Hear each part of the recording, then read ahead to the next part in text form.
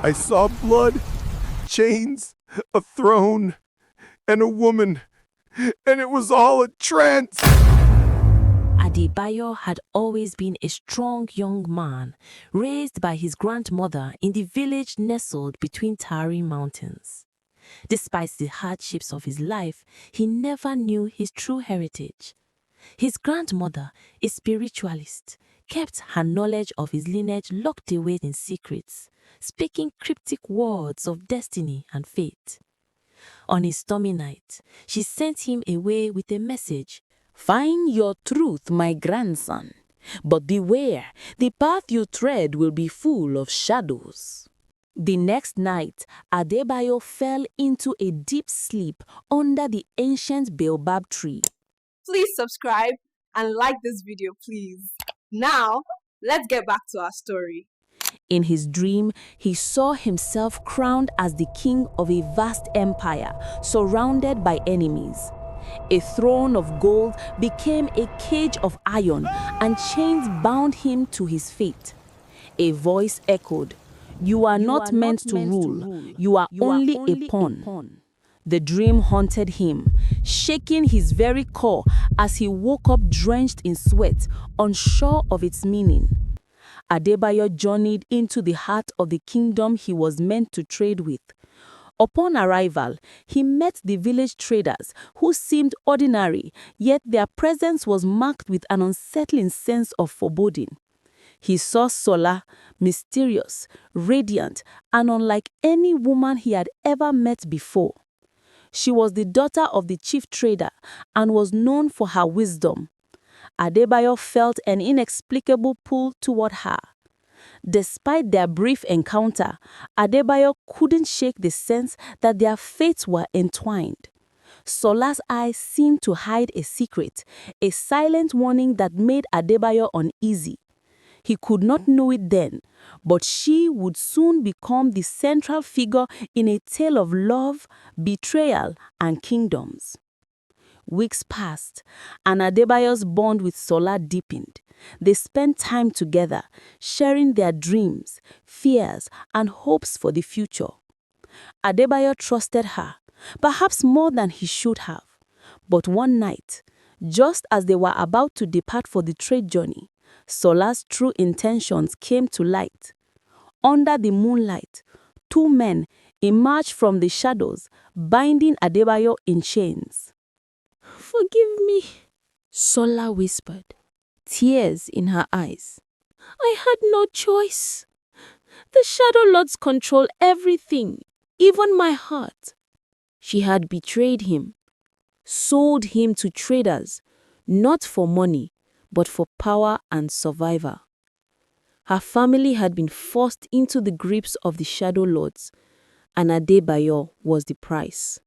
Adebayo was bound and taken to the kingdom's capital, a place he had never seen. As they crossed rivers and forests, Adebayo's heart burned with betrayal. His dreams, once full of hope, were now clouded with anger and sorrow.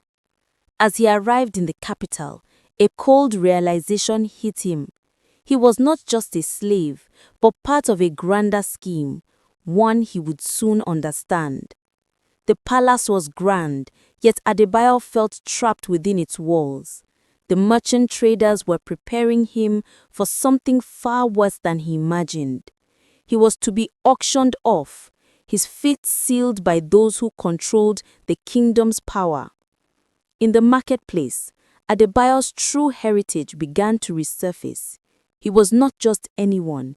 He was the missing prince, the true heir to the kingdom, hidden away by his own family to protect him from those who sought to destroy his bloodline. In the darkened corners of the kingdom's palace, Adebayo learned the truth. He was the son of a once powerful king, whose reign had been taken by his own brother, Adebayo's uncle. The kingdom had fallen into chaos after the king's death, and Adebayo's existence had been hidden away. His grandmother, the spiritualist, had known all along that her grandson was the rightful heir. She had sent him to the village not to trade, but to discover the truth about his bloodline. Adebayo's shock was compounded by the realization that the kingdom he had once been part of was on the brink of collapse. His uncle, now in power, ruled with an iron fist, and the people were living in fear. But Adebayo was no longer the innocent boy who had walked into the village. He had a destiny to reclaim and a kingdom to rebuild. After discovering his true identity, Adebayo sought counsel from the kingdom's elders. They spoke of his family's downfall, the betrayal of his uncle, and the legacy that Adebayo was born into. To reclaim the throne, Adebayo would need to gain the support of the people, expose his uncle's crimes, and most of all, confront the shadow lords, the unseen hand behind the throne. With Sola's help, Adebayo infiltrated the capital's political circles, discovering that his uncle's reign was supported by the very traders who had once enslaved him. The shadow lords were everywhere, hidden in plain sight. To break their grip on the kingdom, Adebayo would need to strike from within. But who could he trust in a world where betrayal lurked around every corner? As Adebayo began his plan to reclaim the throne, he found himself caught in the political web his uncle had spun. The people were disillusioned, and no one seemed to trust the ruling class anymore. Many nobles were secretly loyal to Adebayo, but they feared speaking out. His uncle, a master of manipulation, had them all in his pocket. Adebayo's first move was to rally the common people, promising them a return to justice and fairness. He began to win the support of the farmers, merchants, and workers who had been oppressed under the rule of his uncle. But the shadow lords were watching, and they would not let Adebayo rise to power without a fight.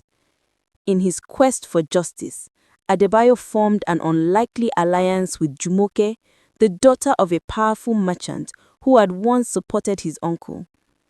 She was known for her beauty and intellect, but she had also been manipulated by the shadow lords for years. Together, they began to uncover secrets that would shake the very foundation of the kingdom. Jumoke had been raised to believe that the shadow lords were the true rulers, but her loyalty to Adebayo grew as she learned the truth about the organization's sinister plans. They worked together to expose the corruption at the heart of the royal court, but the deeper they delved, the more dangerous their mission became. As Adebayo and Jumoke closed in on the shadow lords, they discovered a devastating truth. Sola, the woman Adebayo had loved, was connected to the shadow lords after all. She had been born into their ranks, her family bound by blood and power. But Adebayo couldn't bring himself to believe that Sola had been part of the conspiracy all along. In a heart-wrenching confrontation, Adebayo learned that Sola had been forced to betray him to save her own family. The guilt in her eyes was undeniable. I never wanted this, She whispered. but I was caught between two worlds, my loyalty to my family and my love for you. Adebayo stood at the crossroads of love and duty. Sola's betrayal had wounded him deeply, but he could not deny the deep connection they once shared. In the end, he made the painful decision to press on with his mission. His kingdom, his people, and the future of his legacy mattered more than anything else. With Sola's aid, Adebayo devised a plan to infiltrate the heart of the shadow lords and bring them to justice. But as they worked together, they realized that the true enemy was not the shadow lords alone, but the system of power they had created, a system that had corrupted everyone it touched. The people of the kingdom, tired of years of oppression, finally rose up against the royal family. Fueled by the lies of the shadow lords and their manipulation, the rebels stormed the palace, demanding Adebayo's abdication. The streets were filled with smoke and chaos as the commoners clashed with the royal guard. Adebayo stood in the midst of it all, knowing that the kingdom's fate hung in the balance. He could either crush the rebellion with force or find a way to unite his people. But his uncle had other plans. He had set the Shadow Lords in motion to create unrest and take control. The battle for the palace raged on, and Adebayo found himself trapped within the palace walls, unable to escape the tide of rebellion. The people were angry, and his uncle's influence was stronger than ever.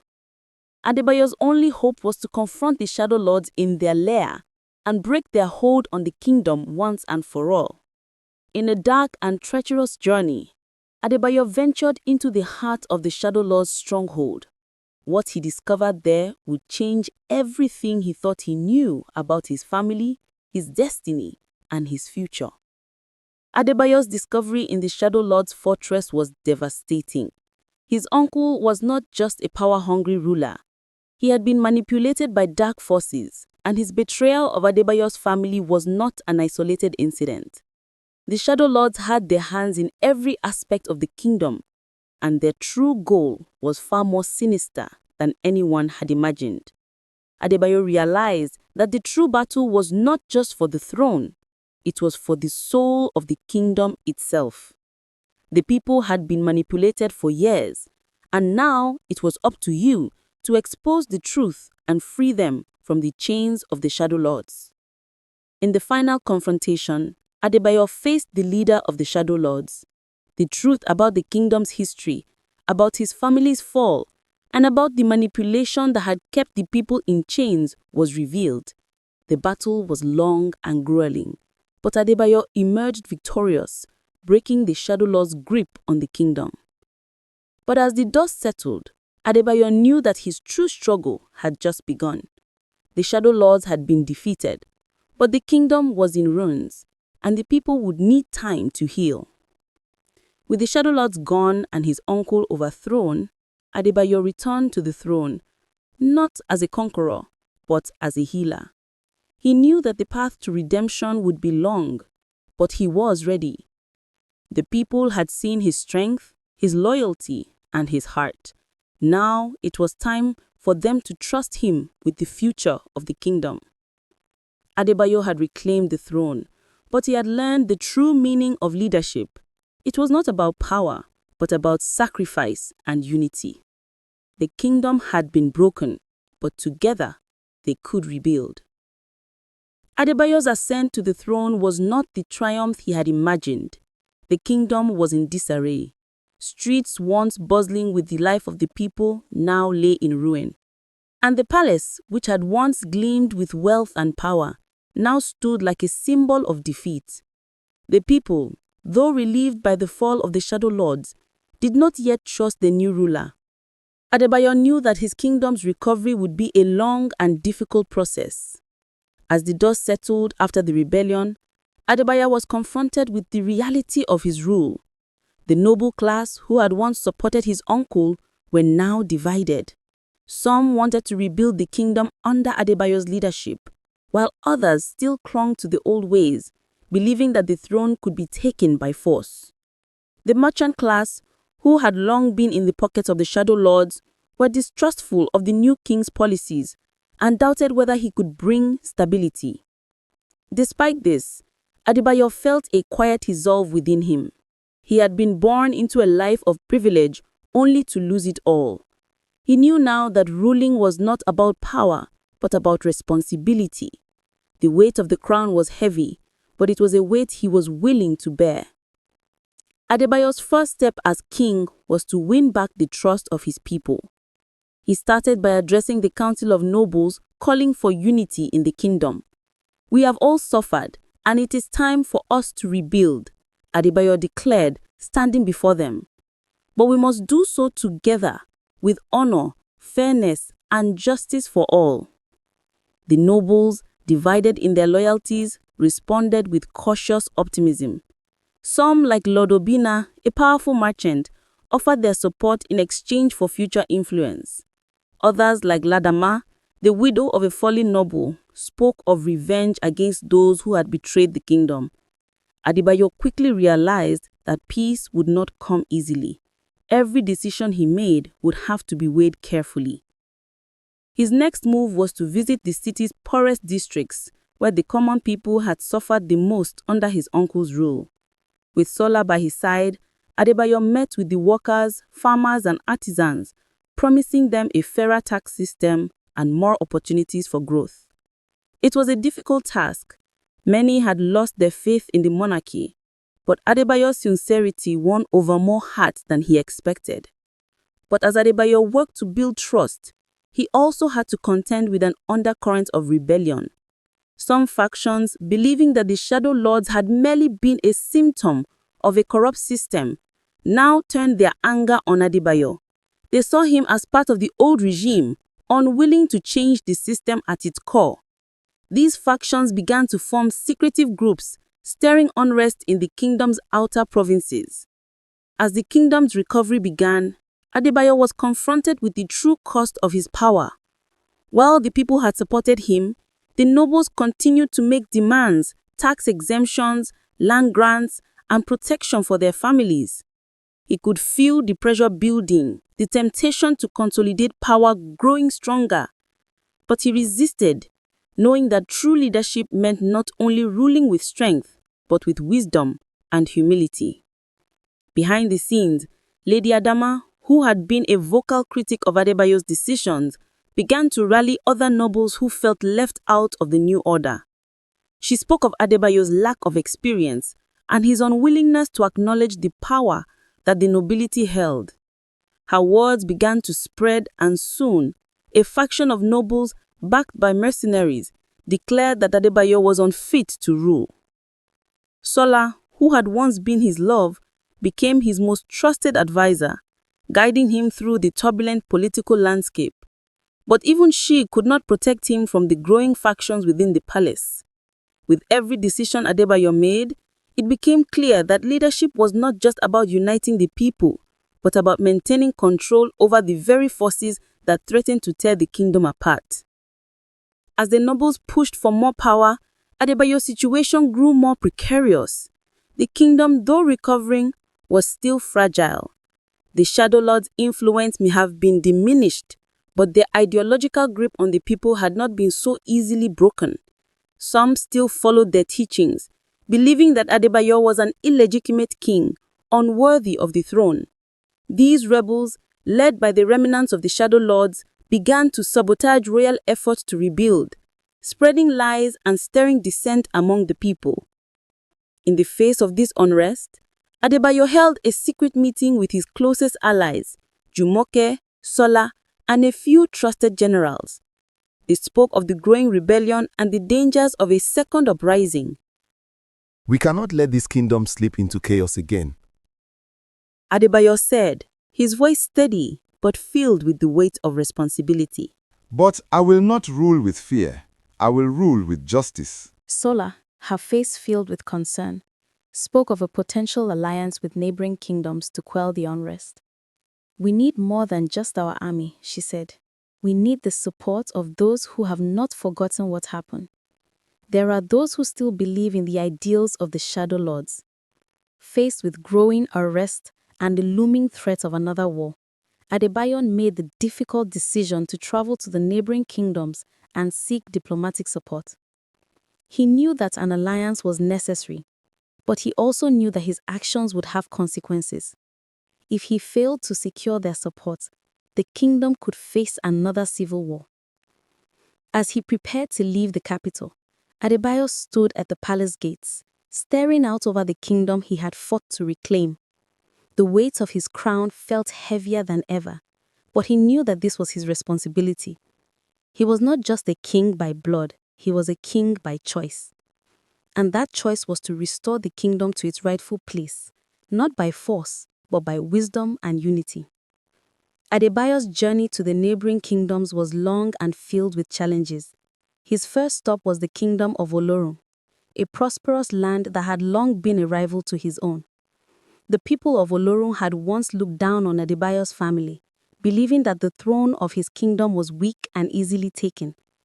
Now, as Adebayo entered the royal court, he faced a king who was both skeptical and cautious. I do not trust you, Adebayo. King Oluwashem said coldly, his gaze sharp and piercing. Your kingdom has fallen. Your uncle may be gone, but the corruption remains. Adebayo stood tall, undeterred. I did not ask for your trust. I ask only for your support, so that we may build a future where both our kingdoms can thrive. King Oluwaseun was just the beginning of his troubles. As Adebayo traveled from kingdom to kingdom, he found that each ruler was more concerned with their own survival than with the good of the people. The political web was tangled with old grudges, personal ambitions, and deep-rooted mistrust. With each passing day, Adebayo began to understand the complexities of the world he had inherited.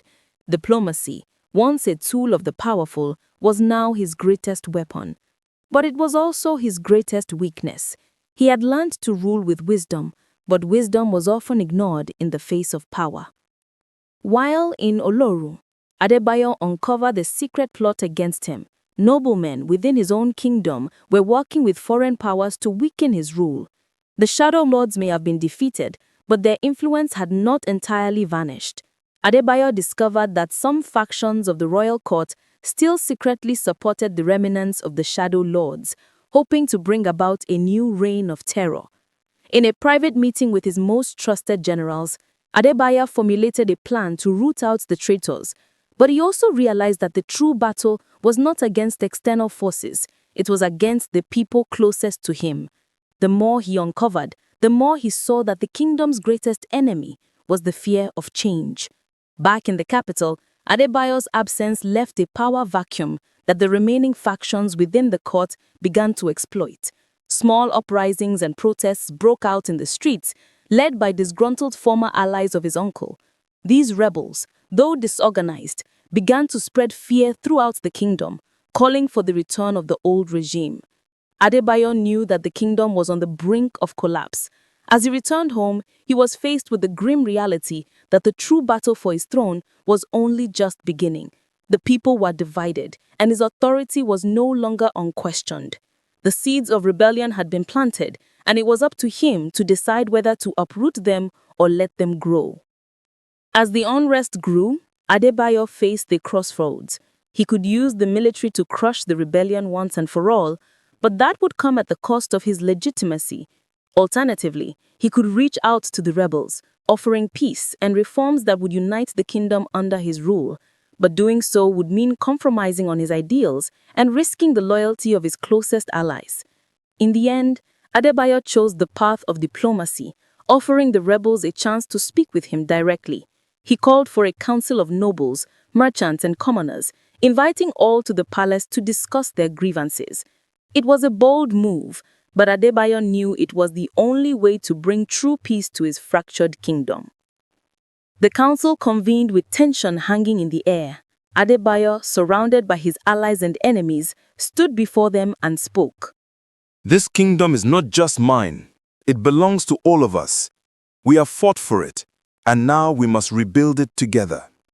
In the weeks that followed, Adebayo negotiated with the rebels, offering them land, rights, and a voice in the new order. Slowly but surely, the kingdom began to heal. The factions that had once divided the people now found common ground, and Adebayo's leadership was solidified.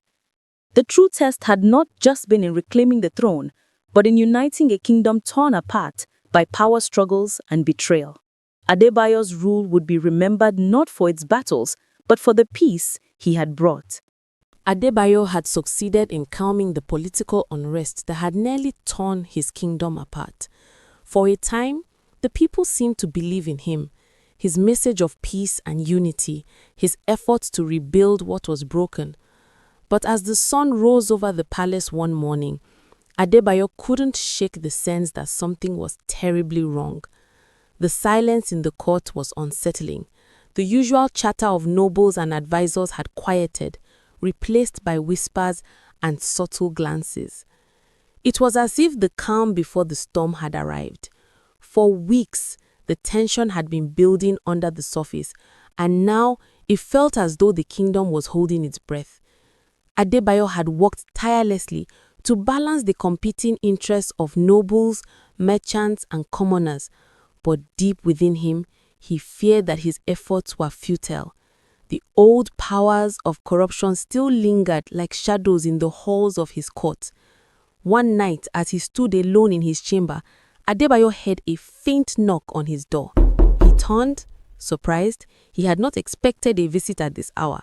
When the door creaked open, it wasn't his trusted advisor or a noble. It was Sola, her face pale, her eyes filled with fear. Adebayo, She whispered. I've seen something terrible. The Shadow Lords, they are not gone. They've only been waiting for you to lower your guard. Adebayo's heart raced. The peace he had fought for, the unity he had worked so hard to build, could all come crashing down in an instant. Tell me what you saw, he demanded. Sola's voice trembled as she spoke. There's a new faction, hidden even from the nobles. They've infiltrated the highest levels of your court. They are planning to strike when you least expect it. During the celebration of your rule, they will use the peace to destroy you. Adebayo's world was shaking to its core. The Shadow Lords had never truly gone away. They had merely adapted, hidden deeper, and now were operating from within his own court. His enemies had learned from their past mistakes. They understood that brute force alone wouldn't be enough to dethrone him. But subterfuge, manipulation, and planting seeds of doubt would do the job. Sola's warnings were dire. There was no time to waste. The next few weeks were crucial. Adebayo would need to root out this new faction before they could act. But he was torn. Who could he trust? The nobles who had supported him, the generals he had rallied, and even Sola herself were all potential threats in this dangerous game of shadows. His first move was to call a secret meeting with his closest allies, including Jumote and General Emeka, his most loyal military commander. Together, they devised a plan to identify those within the kingdom who might be loyal to the Shadow Lords. The tension in the palace grew with each passing day. Adebayo began to notice subtle signs of rebellion, guards whispering behind closed doors, servants acting strangely, and noblemen growing more distant. No one was above suspicion. Even those closest to him could be involved in the conspiracy. In the midst of this chaos, Adebayo received an anonymous letter delivered to him in the dead of night. The letter contained a simple warning. Your rule will end on the day of the harvest festival. Beware the ones who smile the brightest. They are the ones who will bring you down. The Harvest Festival, a grand celebration of the kingdom's prosperity, had been Adebayo's idea. It was to be a day of unity, a day when the people and the nobility would come together to celebrate the future of the kingdom. But as the festival drew near, Adebayo's anxiety grew. He knew that the Shadow Lords, or whoever was behind the conspiracy, would strike during the festival. The question was, how? In a bold move, Adebayo decided to use the festival to his advantage. He would attend the event, not as a king on display, but as a leader among the people. He would meet with them, speak to them, and observe who might be acting suspiciously. But this plan came with a risk. If he was wrong about his allies, if he misread the signs, the consequences could be disastrous. The night before the festival, Adebayo had a disturbing dream. A vision of himself standing alone in the royal hall, surrounded by smiling faces. His nobles, his soldiers, and even Sola, all of them were watching him with cold, calculating eyes. Adebayo could not shake the feeling that something was terribly wrong. The morning of the Harvest Festival arrived, and the streets were filled with music, dancers, and festivities. The kingdom, once on the brink of destruction, was alive with the joyous celebration. But Adebayo walked through the crowd with a heavy heart. his mind consumed by the unknown threat looming over him.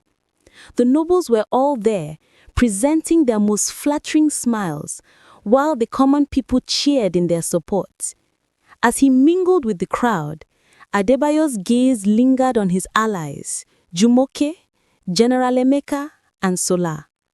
But his eyes kept darting toward the faces of the nobility, looking for signs of deception.